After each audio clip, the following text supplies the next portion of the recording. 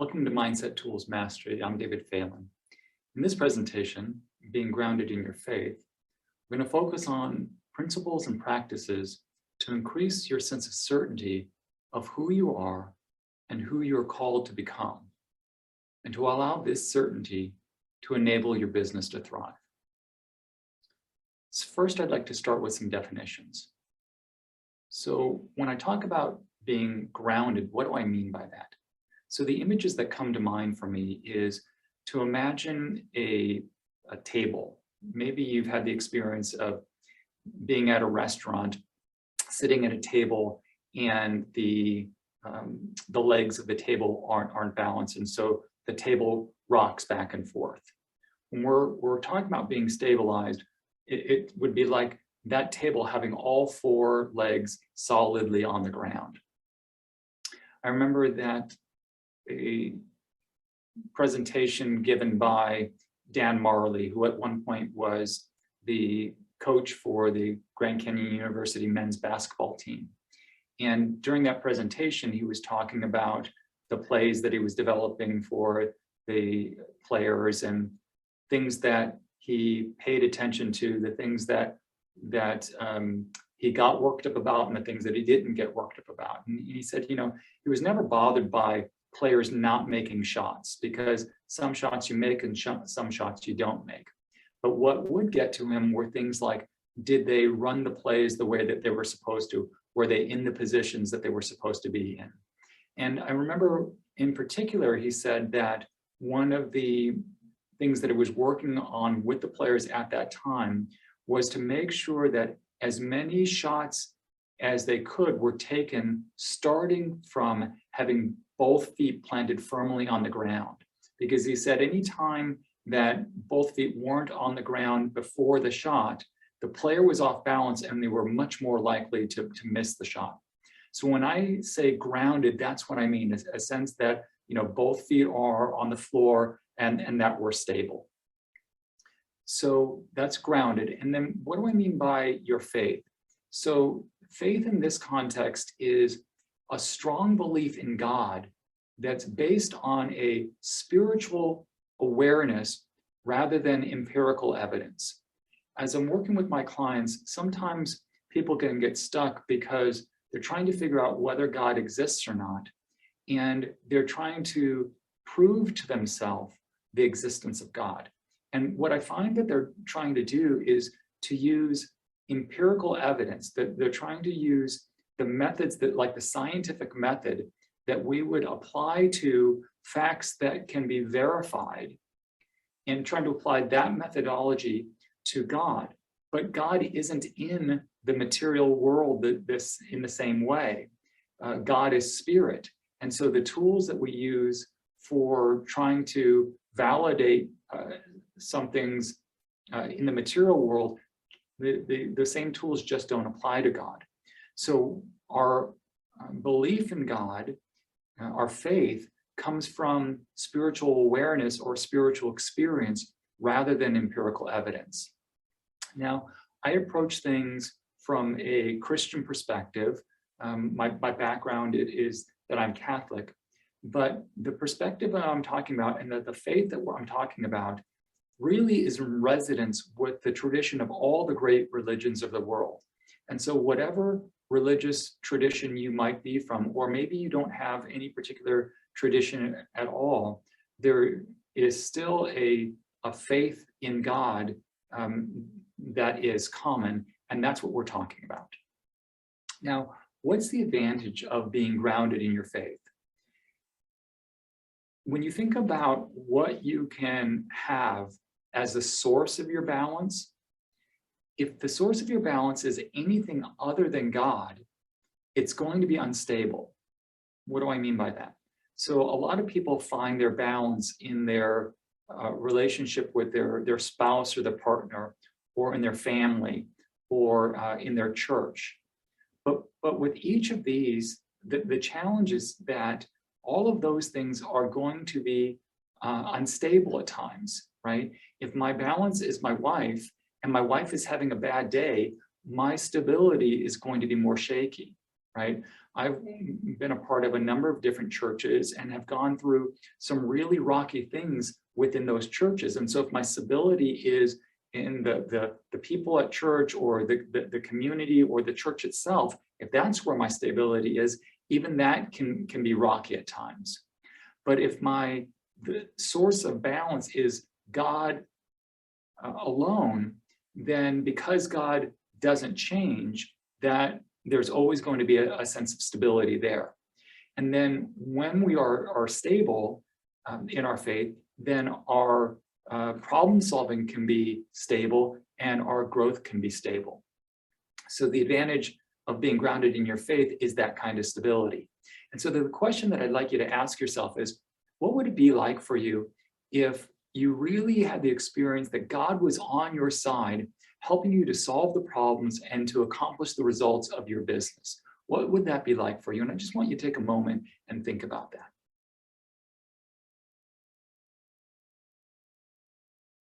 My guess is if you were able to connect with that, that's a very encouraging thought. And that's where I'd like to help you to get with this presentation. So how do you ground yourself in faith?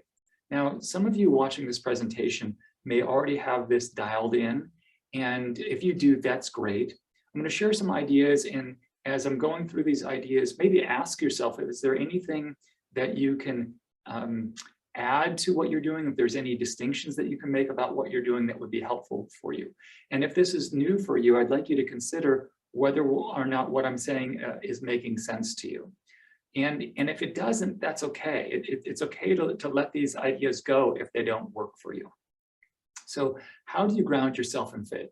One of the things that I suggest to my clients is always to start from the idea that God is love, right? If we start with that, then that's going to be a solid foundation. Because one of the challenges is that sometimes we're off balance even before we start to figure out how to ground ourselves in our faith, right? We can be given ideas about God that are not helpful. They're ideas that we didn't choose ourselves, but have been handed on to us. And oftentimes they're handed on to us by people who are very well-intentioned, but we can end up with some very unfortunate ideas about God, like that God is judgmental. He's judging whether we're doing, whether what we're doing is right or wrong, that God is punitive, that God is patriarchal, that God is angry, or that God is transactional. I'll give you this if you give me that. Or sometimes we can just have the idea that God is aloof and is separate from us and is uncaring. But I want you to think about what difference it would make if you had the sense that God is supportive, that God is encouraging, that God is gentle with us, and that God is infinitely in love with the preciousness that he finds in you. If we can have that experience, then it's going to be much more easy to be stabilized in our faith and to allow our faith to impact our business. So again, when we're going to work on being grounded, we want to start with the awareness that God is love, because that idea can cut through a lot of the mental noise that we can experience. You know, there's a lot of conflict in the world. There's a lot of conflict even about God. There are, differences between religions, and there's a lot of disagreement and conflict. In fact, wars have been fought over the differences in religions. Even within religions, there's conflicts that happen. There can be questions about what the Bible or what other sacred texts actually say or what they mean. And it can lead us to questions like, is God judging me? Is God condemning me? Those kinds of things. So if we start with the idea that God is love, then we can take all of those other conflicting ideas and we can square it with that one idea. Does it square with the idea that God is love? If it does, we can hold on to it. And if it doesn't, it's okay to let it go. So we start with the idea that God is love. And then the second thing I recommend to people is to recognize that God has made you. And he's made you both to be and to do. So I want to talk about a little about both of those. First, about being. When God made you, the reason that God made you is so that God could love you. Why? Because that's God's nature. Love requires a lover and a beloved. You were created so that God could pour out God's love for you and on your behalf. And part of what that means that God has made us is that your truest nature is what God has made you to be. You've been made in God's image. Now, the world tries to tell us who we are, and oftentimes we define ourselves by the world's standards. We might think of who we are as being what we do or what we have or how we act. We might think that we are our personality or our emotional states. We might think who we are, our identity is our successes or our failures.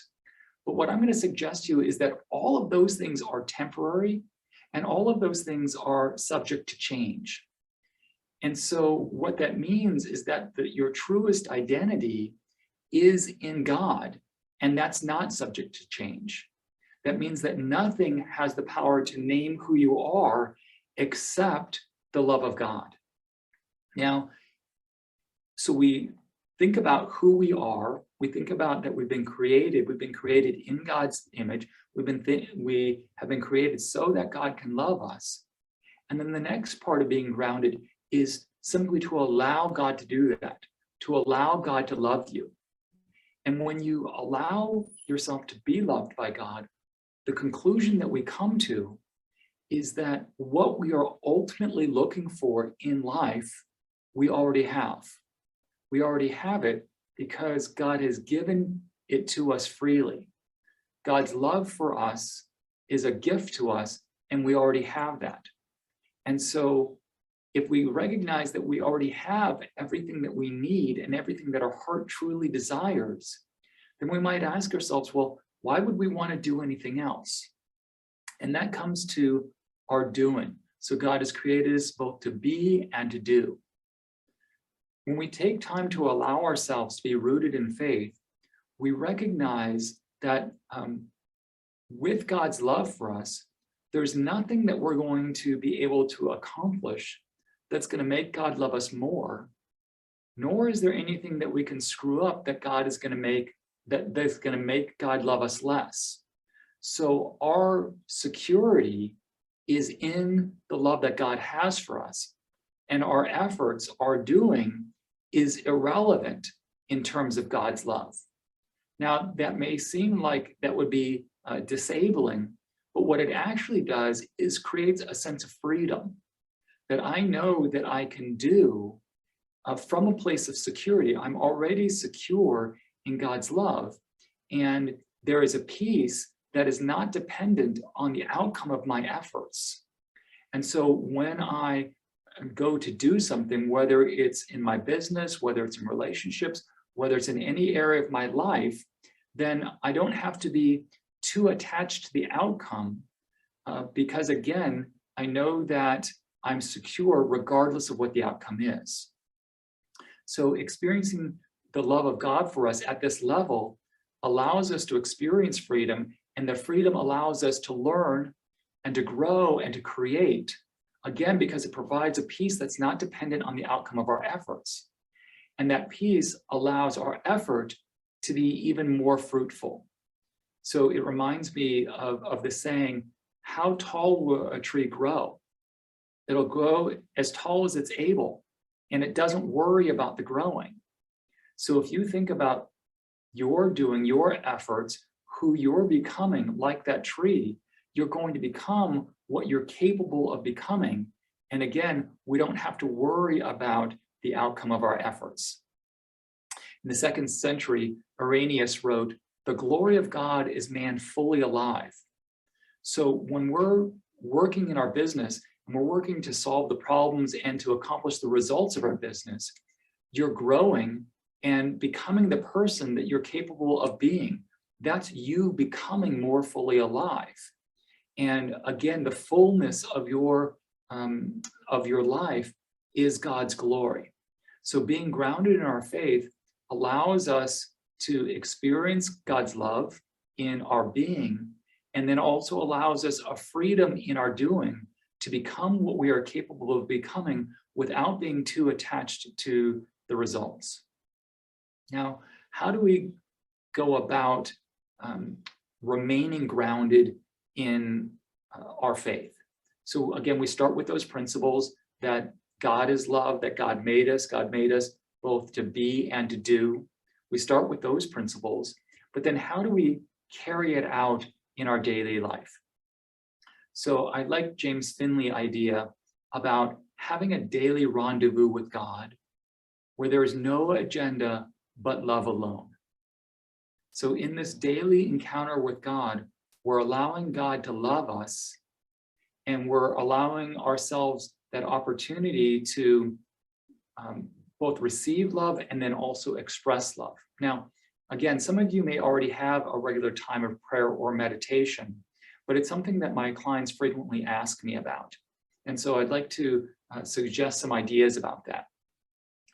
Sometimes it's complicated because there can be a lot of uncertainty that goes along with how to pray or how to meditate. There can be guilt, there can be worry about not doing it right or not doing it enough. Sometimes there's concerns about, like, I'm just going through the motions, or I'm not really getting anything out of it. And if you find yourself in that place, I just want you to know that that's really normal, right? When you think about the writings of the mystics, they're oftentimes trying to help people with those very same concerns. So I want you to know that there are books that are available about how to do that and how to make that easier for yourself. There's coaching that you can get, there's spiritual direction. You don't have to try to figure that out on your own. And I'm certainly willing to help you if that's something that you need. And also, I'd like you to know that if you allow yourself to become rooted in your faith, that your business is more likely to thrive. Your daily rendezvous with God is like rich soil in which your business is planted. So think about a plant that sinks its roots deeply into that rich soil and draws the nutrients from that soil, right? Think about the fruit that it's able to produce. You know, I have some citrus trees in my backyard, and you know, have been times that the fruit is very well developed, and there's other times that the fruit isn't as well developed. And I know that it has to do with the nutrition in the soil and what the tree is able to draw. So imagine that your business is grounded in faith and drawing that nutrition. What your business produces is going to be much more abundant. So if you don't have a regular time of prayer or meditation and you want one, you may be wondering what to do. James Finley recommends a process that has three components, and I want to go over each one of these three with you. So the first is find your teaching and follow it. Then find your practice and practice it. And then find your community and enter into it. So let's start with find your teaching. What do we mean by teaching? I love the idea of Zen master Dogen, who taught that what we're to do is to find that person whose words awaken in your heart the desire for the great way, and then forget all else. Right now, for you, that might be scripture, that might be the Bible, that might be other sacred texts. But a lot of people, because of challenges in their upbringing about religion, have a hard time connecting to the Bible, or having a hard time with things that were taught at church. So for you, it may not be scripture. It might be poetry. It might be the writings of saints or mystics or spiritual masters. Anything that draws your attention to God, anything that moves your heart and opens you up, can be your teaching. And so what you're looking for is the voice that you hear in these that draws you. That's your teaching. So find your teaching and follow it. 2 is find your practice and practice it. What's your practice? Your practice is anything that takes the teaching that you've heard and that allows you to work with it and draw a new understanding from it and new connections and new insights, right? And then the practice allows you to present your concerns to God and present your desires, right? Those meditations are going to bring up concerns. You know, in our life, we've got real things that are going on, and your business might be struggling. You might be having a hard time figuring out how to do your marketing or how to, you know, sequence your content. You might be having a hard time figuring out, you know, how to hire somebody. Those are very real concerns, and that's just your business. You can have concerns in your family. You can have concerns in other relationships. Maybe you've got health concerns going on. Maybe it's something with your finances. Those are all very real concerns. And God, who loves you infinitely, is infinitely concerned about your concerns. And so your practice takes the teaching that you've heard, works with it, develops those insights, and allows you to apply that to the concerns that you have and to the desires that you have and bring those to God, right? And then also the practice allows us to experience God's response. God understands your concerns and desires, and God is sustaining you right in the midst of your concerns and desires. God's not waiting for you to get it right to love you. God's not waiting for you to do things perfectly to love you. He's loving you right in the midst of your situation right now as it is. And so our practice allows us to experience God's response. Number 3 is to find your community and enter into it. What's your community? Your community is anybody who understands faith at the level that we're talking about it. Now, that might be somebody in your family, that might be somebody at church, that might be a friend that you connect with, right? Thomas Merton once said that people who understand things at this level, you know, are out there, but they can be hard to find.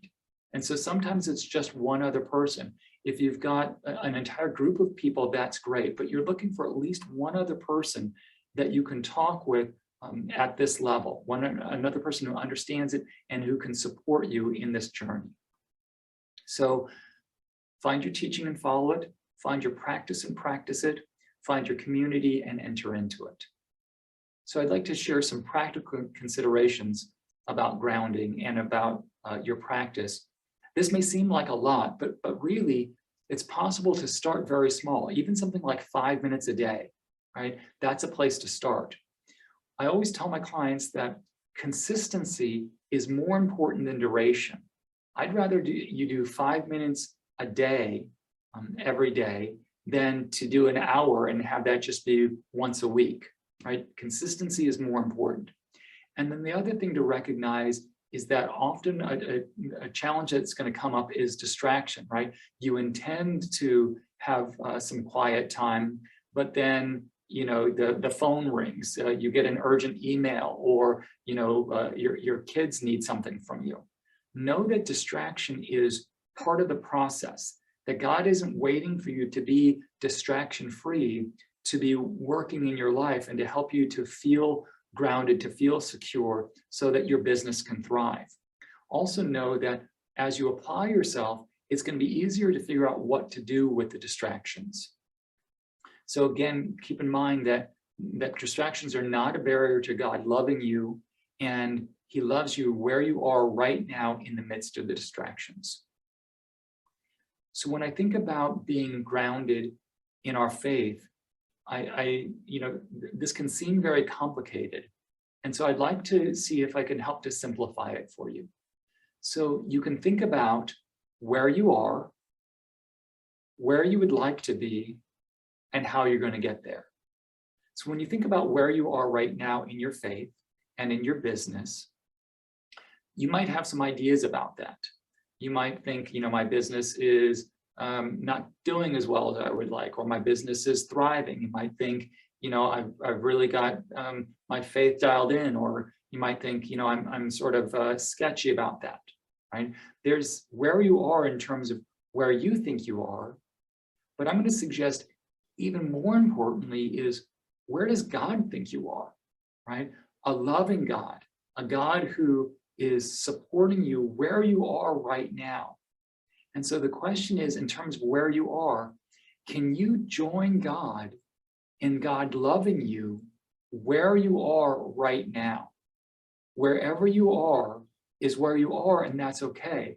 And it's okay because God is loving you. So that's where you are right now. And then I want you to think about, where do you want to be? That you have dreams for your business. I'm going to suggest to you that the most fruitful thing that we can do is to decide on goals for your business that are going to help you to become the person that you are capable of being, right? Think about, we can think about it in terms, our business in terms of having an impact on other people. We can think about it in terms of sales. We can think about it in those ways, but we can also think about it in terms of, who do we become in the process of pursuing those goals? So where do you want to be, and how will getting there grow you?